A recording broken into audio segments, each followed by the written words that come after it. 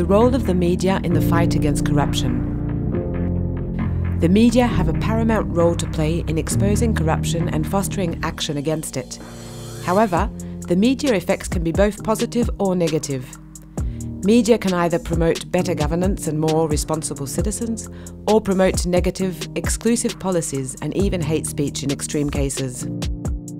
Keep in mind that the media cannot be considered in isolation from its environment. An enabling environment is one that allows for independent and professional media to operate safely, in an inclusive manner and over the long term in fighting corruption. Here, corruption is understood as per SDC 3 categories: petty corruption, political corruption, grand corruption. What role can media play against corruption? But before we look at how we can foster conditions for enabling media environment, let's look at what role media can play against corruption. Media as the watchdog. By monitoring the performance and actions of the government, or investigating and exposing the abuse of power, the media can be a watchdog of political and grand corruption and hold powerful people and institutions to account. For example, the Paradise Papers, a major leak of documents from 2 offshore services firms obtained by Süddeutsche Zeitung and shared with the International Consortium of Investigative Journalists, ICIJ, which organized a collaborative investigation with dozens of news outlets across the world. It led, among others, to the arrest in 2018 of Angola's ex-president's son, José Filomeno dos Santos, for alleged illegal transfer of $500 million while in his former position as head of Angola's sovereign wealth fund. Media giving citizens a voice to reflect the effect of corruption. With the help of traditional and new communication technologies, professional journalists can facilitate the participation of citizens to gather and disseminate information regarding the negative impact of all 3 types of corruption. This in return fosters mobilization among the citizens. The greater the number of people who speak up against corruption, the more likely it is that change will occur. For example, SDC supported the creation of an online platform for citizens to report cases of corruption in Kosovo. The sectors covered included the utilities, health and education. The platform, calxo.com, collected allegations of misconduct through its website. It worked with investigators all over Kosovo, especially law students, building on its expertise in investigative journalism. Reported cases have been investigated, verified and passed to the competent authorities. Media promoting values of integrity and inclusion in public affairs. They can do so, for example, by giving visibility to law enforcement successes, to challenge expectations about impunity by showing that actually most people do not want to engage in corruption, and by reporting on stories that reveal the costs and suffering inflicted by acts of political and grand corruption. For example, SDC supported an anti-corruption program in Tanzania that included a multimedia integrity campaign addressing social norms that drive corruption.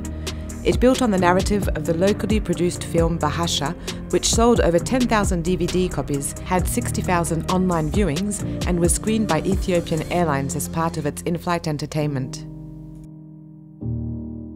What are the main challenges the media face? Now that we understand what role the media can play in the fight against corruption, let's look at the challenges that prevent journalists to do so. Pressure on journalists stems from 2 main factors. Shrinking civic space. First, corrupted public or private power holders have an interest in shrinking the civic space in which free speech is possible. They do so by introducing restrictive legislation to tighten governmental control on media. They can also use information and communication technologies that track critical voices. And they don't shy away from repression and intimidation against journalists. For example, when independent media in Romania exposed the international financial transactions of its political elite, journalists found themselves targeted by law enforcement on fabricated allegations of tax evasion. The 2020 Freedom House report on Romania states that investigative journalists from the RISE project, which looks into corruption and organised crime, were targeted in an apparent attempt to intimidate them after they published information received about Romanian politicians' involvement in money laundering. Shrinking economic viability. Second, the economic landscape in which the media must perform is changing drastically. More and more media outlets are held in less and less hands. Furthermore, traditional sources of income have been eroded by free social media and global digital platforms.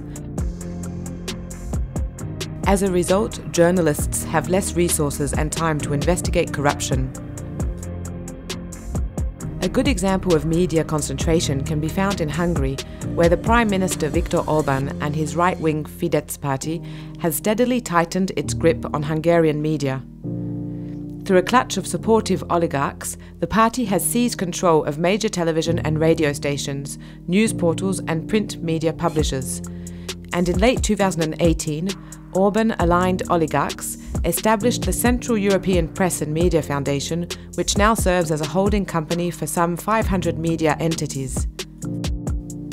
As stated by Marius Dragomir, the director of the Centre for Media, Data and Society at Central European University, Hungarian public media are under state control, they lack editorial independence, and the degree of media capture in Hungary is extreme. Those challenges are global, but they are also particularly acute in fragile contexts where the international cooperation and development community has a particular role to play in supporting media outlets who want to do their part against corruption. What can be done to help the media in the fight against corruption? Let's look at 6 ways how international actors can promote the positive role that media can play. Interventions that promote higher levels of professional ethics and skills. Good journalism is a skill that needs to be learnt. Many journalists around the world do not have access to quality training on issues such as what does it mean to be a good journalist? How to grasp quickly to new thematic issues? How to use digital tools respectfully? Where to access open source data? What ethics and safety measures to follow when embarking on investigative journalism? Training can go beyond these basic journalistic skills and include a growing understanding of the legal framework and tools such as Freedom of Information Acts. Besides quality training, journalists can grow their skills through the collaboration with other newsrooms, academic institutions and human rights defenders. Links to anti-corruption authorities are crucial too. Frequently, journalists don't understand the functioning of these governmental bodies and don't have the skills in reporting those highly complex anti-corruption proceedings. On the other hand, anti-corruption authorities often don't see the importance of independent and professional media in the fight against corruption. More productive communication between the two can lead to better skills, trusting relations and constructive reporting. For example, in Malawi, investigative journalists who were trained to cover cases of corruption liaised closely with the anti-corruption authorities and waited to publish any information until after the suspects were arrested, otherwise they would have been tipped off. As part of the professionalization of the media, programs should support the fight against corruption with the media sector as well. For instance, training managers and owners on the importance to pay their journalists regularly and sufficiently will limit the risk that journalists depend on bribes to make a living. International NGOs and UN agencies should also be made aware that they should rather provide systemic support to media houses instead of paying journalists one-off fees for covering their press conferences and activities. Protect from oppression or physical abuse and fight impunity. Journalists must feel safe to report independently.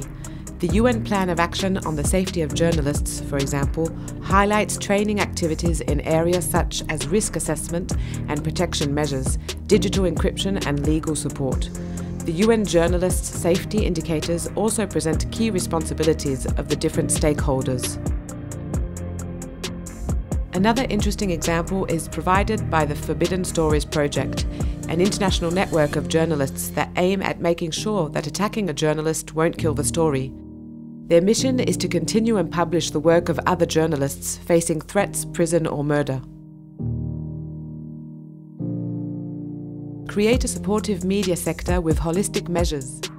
Media institutions, including associations of owners and publishers, journalist unions and journalist training centres, can help create collective resistance to media capture by establishing higher standards of professionalism among the journalists, the owners, and more effective lobbying against private or public interferences.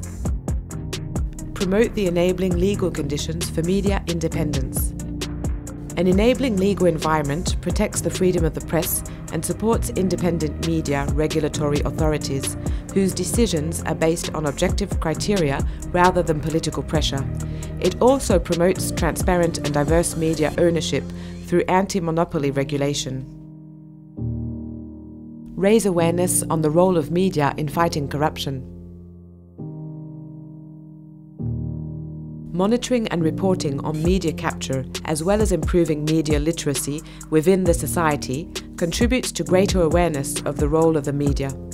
International support should target key stakeholders such as parliaments, law enforcement, regulatory bodies, judicial agencies, and civil society actors that have the capacity to push for an enabling media environment. Ultimately, it is a more attentive and demanding public that is the most effective barrier against media capture and corruption. Investment in media literacy of the wider public is certainly worth it. Promote economic viability through financial support and a fair market. With diminishing revenues and the concentration of outlets, independent media actors lose their capacity to play their role against the accumulation of power and corruption. To become more viable and economically independent, the media actors need to be able to better assess their markets, the consumption habits, fundraising and revenue generation opportunities. When public funding exists, access to it should be universal, transparent and follow clear rules. As a conclusion and main takeaways, media must be considered in global programming against corruption. Minimum enabling conditions for the media to play their positive role against the various types of corruption have to be created or reinforced. Issues of security of media professionals and impunity for crimes against journalists have to be carefully assessed prior to any projects.